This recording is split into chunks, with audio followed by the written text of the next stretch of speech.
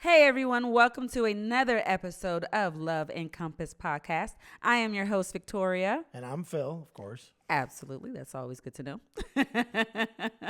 And we are here today talking about how we have navigated being in an interracial or mixed relationship, however you want to phrase the word. Yes. Wait a second, you're black? What? That is news to me. Surprise, surprise. Yeah, it's been, of course, we've had people who've asked questions and everything else and talked about it and all those other things. But to us, we don't really ever think about it in the sense of like now. You know, it's been 18 plus years. We know everything. I never think like, oh, it's my black wife. Right. Or anything like that. I think it's more of, like, hey, that's my wife. I will have moments where I'll be like, I really did marry a white guy. Nice. You know, because I just never thought that I would. I mean, I was, like I said, in past, I think our very first Just Us episode, I was saying how, like, I was very closed off to the idea of marrying outside my race. And it was one of the things that God kind of put on my heart. Like, hey, will you be open? That was before I met you, obviously. Hey, will you be open? Right. Okay, God, yes. Not knowing what that was. I meet you. Then why do you think you were closed off? Because I definitely did have stereotypes of no shade about white guys. No shade. What were your stereotypes? I'm not proud, but you know, in my experience, I found the white men that I came in contact with to be rigid or super straight laced. Nerds? It kind of sounds like you're describing nerds. No, because I like feel like pocket protected nerds. No, I mean it's just you know, it's just yeah. So, but I just remember like that's just kind of what it was, and so I remember though when you and I did started like hanging out. And then we started dating and just being over your house. I remember telling you, like, you are not, like, the stereotypical white guy. And you were like, okay. Yeah. Because I think I was just myself. It wasn't like, there wasn't like, I never felt like you had to be something different around anyone else. I was just myself. And I didn't think you were trying to be somebody that you weren't. It was just the way... And again, my experience, and that's something that, you know, I had to learn, like, okay, just because it's your experience doesn't mean it's all across the same particular culture, but, or ethnicity, excuse me. But like you, in my experience, like versus from what I experienced versus you were like, and still are like fun and just the way you think and just how you are and the way you carry yourself is just not what I was used to. Yeah. Nerds. What about you? Did you have any like preconceived notions of black women? I don't think so. I don't think that I did. I think I don't know if I never thought about it. I'm sure probably you would think about something or you see movies or you whatever and you have stereotypes, but I just don't ever think I really thought about it. Like when we met, I think after that initial meeting, and once we kind of got to know each other, it just more became about, man, this is a cool person. Yeah. I love her hard. I love talking to her. She's easy to talk to. It's all of those things. I didn't never think about cultural differences, right? And we after we got together, obviously there are some. Obviously, there's cultural differences, right? Like I didn't realize the kitchen sink is also a hair washing station. Not the way I grew up. So the first time I saw you do it, I'm like, what are you doing? What are you doing? You're like, I got to wash my hair. I'm like, why don't you wash your hair in the shower like normal human beings? And I was like, nah, bro, this is an event. This is an event. And you told me, you're like, we don't wash our hair every day. I was like, what? Yeah. What type of craziness? Yeah. Or when we were watching a movie that time and it's like, I love being with Victoria because I will tell you this, her hair changes on a constant basis. So it's like a different hairstyle all the time. Which one you want today? Right. But I remember you like sitting there like tapping your head for the first time. And I was like, what was that? And then you did it a little while later. And I'm like, Does she have like a nervous tick? Is it like Tourette's? Like, what is her deal? My head was itching and I couldn't get like, to my scalp. Yeah, so you're like, I can't scratch it because then it'll pop the track and everything. And I was like, the track. all Good right. job. Yeah, right. You know what I'm saying? Hey, it's been 18, no, almost 19. I'm good now. Yeah. You know what I mean? Now when people show up at our house and they're like, what's the shampoo there? I was like, to wash your hair, dummy. What do you think it's there for? I remember the first time. I think we were married by this time. And I remember the first time, like, I was mad at you and I was going off and, I was clapping like, what you not about to do? Blah, blah, blah, blah, blah, blah. And you clapped back and you was like, what I said was, and I was like, oh, did he just clap back at me? Did he just clap back at me? When you clapped, I didn't realize what that was. So I was like, why? I was clapping. I was like, why are you clapping at me? You're like, I was like, oh, and then at the job at the time that I worked with all black dudes. So like the next day I went in and I was like, hey man, so here's what happened. And so she and they're like, you clap back? Nobody claps back. You don't clap. No. And I've learned now, like when her hands, Victoria talks with her hand when it's them the hands snatch back. Or with our kids. I remember when our kids were younger, and she'd be like, go ahead, do it. She'd look at him. She's like, do it. Go ahead, do it. And I'm like, you're confusing them. I was like, I ain't confusing. They catch the tone. They get it. So it was, but I think that's the thing is like interracial relationships, mixed relationships, whatever you want to call. And even if there's two white, there are cultural differences sometimes, like that you have to be okay with and accept from each other. Yeah, I agree with that for sure. I think one thing that we have done is we were always very aware of being open. You know what I mean? Like, yeah, I think we asked, but we were aware of being open to answer, but I think we were also okay with the question being asked. Like, we never got offended. Like, why are you asking me? Like with your headscarf. Well, the thing is I was never offended because I knew your heart was coming from a place of, hey, I just want to understand. Like, that wasn't your character to be trying to be like funny about it. I knew you were just trying to understand, but I do remember like, there's headscarves that, we got to protect our hair when we sleeping in. But then, when I wear like my little situations that I have on right now, I remember like the first, after like the third time you had saw me in it, you were like, hey, why do you wear your headscarf out in public? And I'm like, boo, this is a fashion statement. Okay. This is what we do. Fashion. And I was like, interesting. Now I'm bald, so it really didn't matter. Or when you got your hair done the very first time and you would sleep and you wouldn't move your head at all. And you slept like this. That's when I was like, are you good? You're like, yeah, I'm going to bed. Can't mess it up. I had a pixie. And it was relaxed. And it was like, I want this to last. This is when you wanted your hairstyle, like if you want your hairstyle to last days, you got to sleep cute. And now I've accepted it. But I don't do that. Like, I'm at an age in my life where I want my sleep. Yeah, no, you sleep just fine now. I got to find hairstyles that won't interrupt the sleep. Yeah. But do you feel like, as far as like when you first came around, as far as being in you and I being in a relationship, do you feel like you were well received from my family?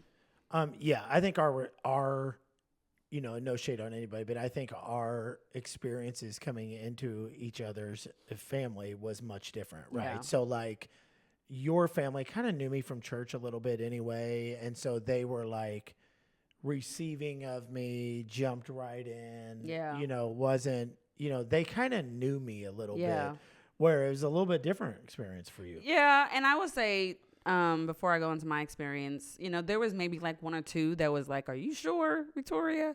But I don't think they came from a place of like, we're not in agreement with it. It was just kind of more of like asking me.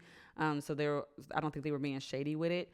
But they still had the same type of questions. Though. Yeah. You had one family member that was like, can I ask you a question? I'm like, sure. And they were like, why do Caucasians wear in the winter, leave the gym and wear a sweatshirt and shorts? And I'm like, I don't know, because I don't do that. So like, I feel so bad. Like, he's not the spokesperson. It's like, why do Caucasians? I'm like, look, dude, I don't speak for all white people, so I'm not really sure. Yeah. So my experience was different. It wasn't from everybody in your family. There were only that I can think of at the top of my head, like two, that it wasn't as welcoming for me. And that was a bit of a challenge, right? Because you're looking forward to meeting the family of this person that you love, and to not be received the way you would want to have been received. I was a little taken aback by. And the thing is like, like I'm not going to be fake. So it was my obviously first experience, like being in this position where I'm, going to enter into a family. Last. Yes, absolutely. But you the one and only. That's it. You it. Okay. But I just was like, I'm not going to be fake. So I was just really, really quiet around him. And I didn't want to do the whole code switching thing or whatever.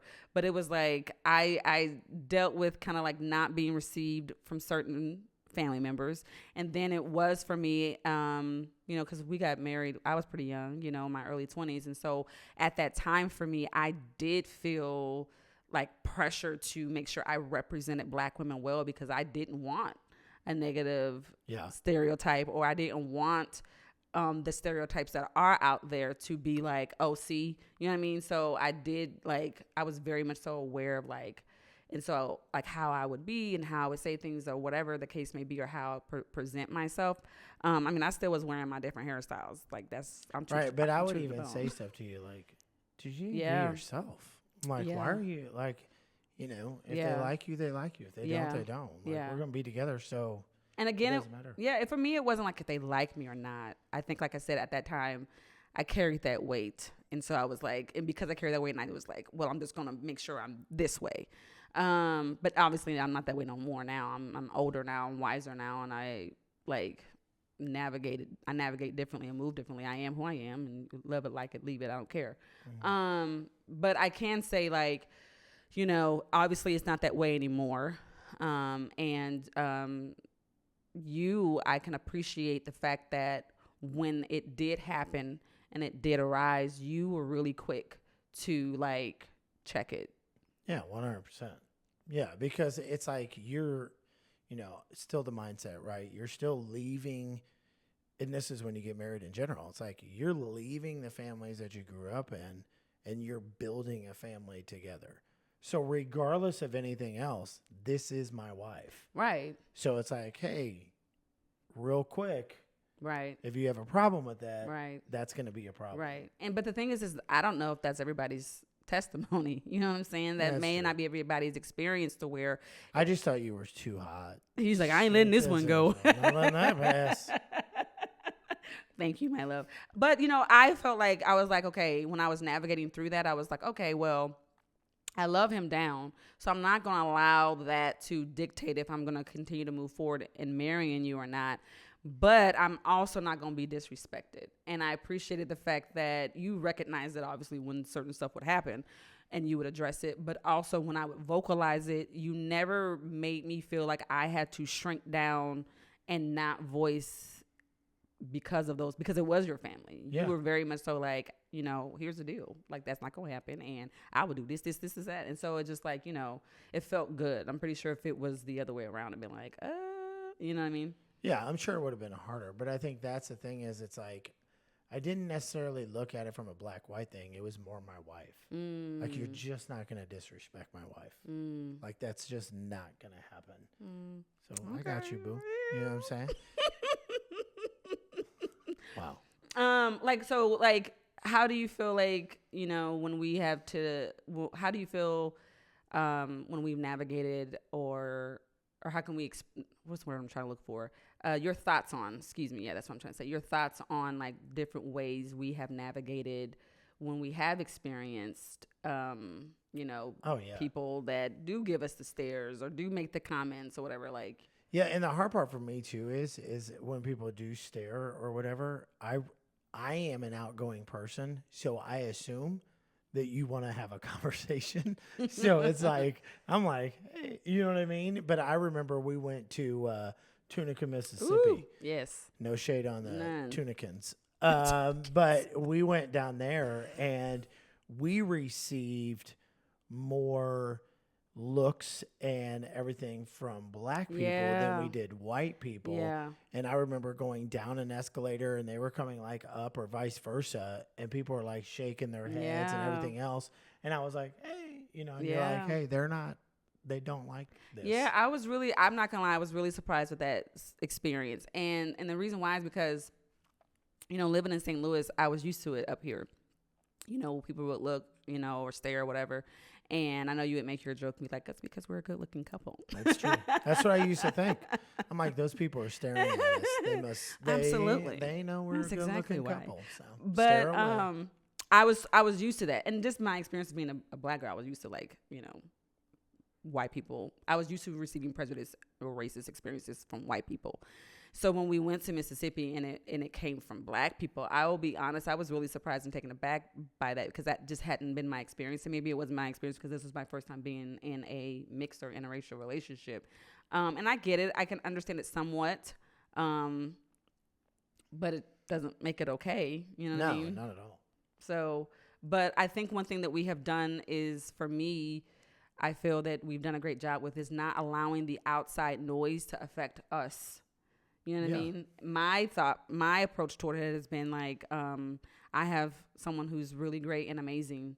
I'm not going to allow outside voices, opinions, thoughts, or whatever dictate what we have because of their mindset toward it. Yeah, and we don't ever think, it's not like I ever introduce you as my black wife or you're like, that's my white husband. You know what I mean? Like, we don't think that way. No. Now, we're also not stupid. Yeah.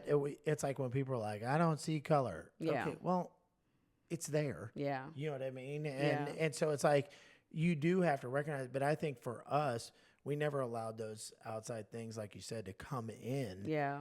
We just saw each other as husband and wife. Yeah. You know what I mean? And when we have our intense moments of fellowship or fighting and arguing, disagreements. Yeah, it's not over race. No, really.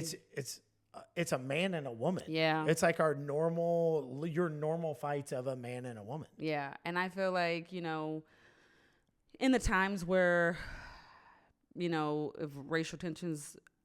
in the moments where racial tensions were higher than others, I feel like we have done a great job of communicating, okay, what that means to us. Yeah. What that means to our boys. We'll have conversations with them about it. And just kind of making sure that communication is always open and we're also open to hearing each other so that it doesn't feel like we're against each other in our own home. Yeah. And I think you have to have those because I'm never going to know what it's like. Just because I'm married to a black woman doesn't know I know what it's like to be black. Like I told you, I worked in East St. Louis for like 10 years. And there was a moment that I went into a restaurant and they like served everybody else, but they took my order, but they didn't give me food or whatever. And I was with a friend of mine who was a black guy, and he like, hey man, you skipped his order. And it was like a moment to where I realized, man, I was just judged by, you know, the only white guy in here or whatever, you know. And I came home and I was like, hey, that was a moment, but I couldn't possibly fathom, and I don't know if I'll ever understand all the time. Yeah. You know, it's like, and so I think understanding that part about it, of saying, like even with our boys, so our oldest is darker complected, and so when you have the racial thing, and as he's getting ready to drive and everything else, you know, there's a lot of great cops, not hating on cops, but there's some bad ones too, like, and that's with everything. But we have two different viewpoints when we get pulled over, right? Experiences, right? Like I'm grabbing, I'm just whatever, you know, you're very much still, you don't move, you don't say nothing. For me, I then had to realize, unfortunately for my son, it's going to be really difficult for me to try to relate because I'm not going to have that experience. So I had to find some good guys that I trusted. There were these black dudes who could sit down and say, all right, let's talk about this. You know, hey, here's what to do. And it was hard because as a father, you always want to be there for your son. You always want to, you know, you want to teach him the life examples, but also have to have enough humility to say, I'm not going to experience this like you will. So let me bring somebody that can help. Yeah. And when you did that, I was like, mad respect because the amount of humility that it took you, and I think that just speaks to your character and your heart, because the amount of humility that it would take you as a man, and next step level up from there as a father, to allow another man to speak into your sons in a way that you're not able to. I can only imagine like how that, Yeah. you know what I mean? Yeah, because people in general say stupid stuff. Like I remember taking Brandon to a tournament, and we're filling out the paperwork, we're doing all this stuff to enter in, and the guy's like, relation, and it's like, well, that's my father. It's like biological. I'm like, what the? Yes, he's mine. But it's like you have to in those moments. It's like I can either choose to react, or I can choose to, you know what I mean? Like calm myself down, realize there's ignorance, and not ignorance meaning not knowing, because that's a lot of times I'm like, if people knew me, they love me. You know what I'm saying? It's like, but it's not that reaction. It's way more, Yeah. And I think if you have that approach a little bit, it helps. Yeah. And I think you have always been really good with that, because that's not been my experience, obviously. Right. As far as like, no one's going to question if my boys are mine. Right. They may question like, that's your husband over there. You know what I mean? Or, for real, you married to white dude? They may do that. But as far as if I go out in public, no one's questioning if they're mine. They may have said stuff like when they were younger, specifically the oldest, when he was first born, stupid stuff was being said, when you have them, they're going to have to choose who they are. Absolutely not. That may have been your experience. That will not be our experience. We're going to teach them about their identity and who they are in Christ. And we're not, again, like you said, we're not ignorant to how the world may view them. We can educate them on that. But to say they have to choose who they are based on how the world thinks, I don't agree with. Yeah, they're humans. Right. So, but I think it even goes to my experience as far as just, for me as a black person, I felt like in times past, not anymore, but I felt like in times past, I had to prove my blackness or prove my love for my blackness or for me being a black woman because I married outside my race. And my thought process with that was just like, I'm not going to pass up on someone who loves me the way you do, who treats me the way you do, who cares for me the way you do, treats me like a queen. Like, you're very much so attentive and aware, just all these amazing things that you are to me and for me. I'm not going to pass that up just because you're white. Like, that's just stupidity to me. I fell in love with you because of who you are as a person, and I'm not going to allow my identity and who I am and my love for who I am or my culture to be judged based off of who I married. Yeah, that makes sense. You know what I mean? And I mean, it's, sometimes people come up to me, is it just because you're married to a black woman, they think like, like black people. I'm like, dude, I'm not black. But I think it's because like, they're like, you know what I mean, right? And it's like, no, I don't. But I can respect that. Like, you, just because you've been with me as long as we've been together for close to 19 years, you have not tried to like, because I have been with the black woman for so long, now I know everything there is. Like, you or change. I will still listen to country music, rock music, rap. Yeah, I listen to rap. I listen to all kinds of music, but I'm like, I'm not changing who I am, right? Just because of that. Like, that doesn't make any sense to me. Yeah, and I'm just like, I think that's a beautiful thing. And now it is funny though that you will pick up certain little things that I say. Oh, and like when you first started doing it, I was like, say it again. You was like, I've been saying this. I'm like, I don't think you have. Yeah. That's a new one for you. Yeah. I picked up a little seasoning along the way. A little Lowry salt along the way. You know what I mean? But I did help you cook better. Yeah, you did. Yeah, you did. You did help me cook better. And you helped me run on time better. Yes. That's how we worked with each other. Her biggest thing was always like, I'm like, we're late. And she's like, we're always in the right place at the right time. I said, that's what late people say when they're late all the time. And she was like, look, you got to season this food until you can't smell the rawness no more. And I was like, you know what? Now, made some chicken the other day. That was fire. You killing it. You killing the game. Right. You know what I'm saying? So, but I think you can learn from those things, but I think we just always remain true to who we were. Yeah. And the people that we always were. And, yes, we've, grown and things like that, but we've never tried to be something we're not. No, you've always, I think I would agree with that. We've always stayed true to who we are. And because we stay true to because that's what we fell in love with. And I think Right. because of that, it's just been a beautiful thing. So, Well, thank you guys so much for joining us. Hopefully you enjoyed it. If you have any questions, man, send them our way. We'd love to do it. And thank you so much for all the support that everybody gives us all the time. absolutely. And if you haven't already, if you're watching us on YouTube at Love Encompassed Podcast, please make sure you subscribe and share this episode with someone that you feel like would really enjoy it. And we also have Apple and Spotify. We're on there as well as Love Encompassed Podcast and Instagram. Yep, and you can follow us individually on Instagram as well. We'd love for you to do that. Thank you guys so much for joining us.